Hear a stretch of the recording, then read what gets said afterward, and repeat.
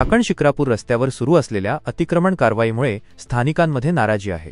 माणिक चौक ते मेदनकरवाडी फाटा या परिसरात ही कारवाई होत आहे।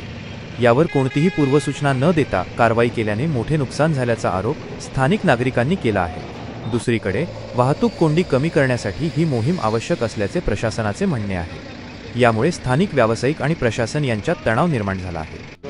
रस्ता रुंदीकरण झाला चांगले, हा सगळ्या लोकांचा फायदा आहे। लोकांना त्यातून सुटका होईना ट्रॅफिकमधून। परंतु रस्त्यापासून तुम्ही आता 52 फूट मस्त आहे, मी 25 मीटर मस्त आहे, 15 मीटर मस्त आहे, बरोबर आहे। आता रस्त्याच्या डांबरीपासून फालतवर 5 फूट शासनाची जागा आहे, आम्हाला चांगलं 30-40 वर्षापासून आठवते। मग त्याच्या पाठीमध्ये 40-50 फूट जागा नाही, ती 45 फूट ती खाजगी मालकांची, बरोबर आहे का नाही। आणि काही विकत घेतलेत, त्यांच्या वडीलवरती प्रॉपर्टी आहेत, मग याचा मोबदला भेटायला नको का? हा मोबदला तर भेटलाच पाहिजे का असेल ते सरकार नियमाप्रमाणे। प्लस मग रोडचं काम झालं पाहिजे ना। तुम्ही नुसतं येणार, लोक पोटं भरतात, ते पाडापडी करायची, त्याला परत उभं करायला लावायचं आणि शासकीय लोकांचं ठेवायचं, खाजगी लोकांचं पाडायचं, हे योग्य आहे का?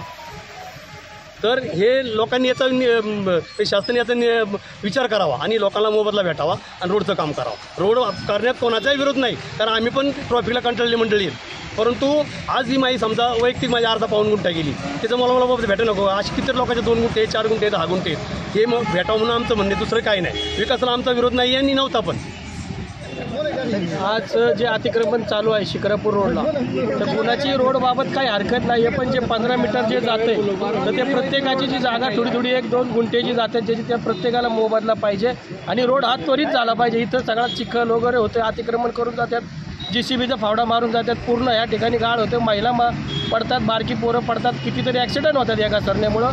आमचं म्हणणं एवढंच आहे की 15 मीटर हा रोड तुम्ही त्वरित लवकर करावा, प्रत्येकाला मोबदला द्यावा आणि लगेच फास्टमध्ये मुरुम टाकून सगळ्या गोष्टी करून घ्यावा, एवढीच आमची शासनाला विनंती आहे। धन्यवाद सर। ॲक्च्युअली अतिक्रमण कारवाई नाही आहे, हे शासन बळजबरी आमचा दबाव टाकत आहे। ते म्हणतं की 30 मीटर जागा आमची, 30 मीटर जागा त्यांची कशी झाली?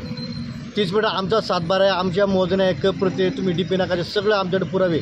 आमचा कार्यालय विरोध नाही आहे, परंतु आम्हाला याचा मोबदला भेटला पाहिजे 30 मीटर। आणि दुसरा मुद्दा म्हणजे दादा आले होते, तर दादाने काय झालं, चौक मोकळा करा। त्या चौकामध्ये सरकारी हॉस्पिटलची भिंत डायरेक्ट रोडच्या कडेला आहे, मग तुम्ही तिथं का नाही कारवाई करत?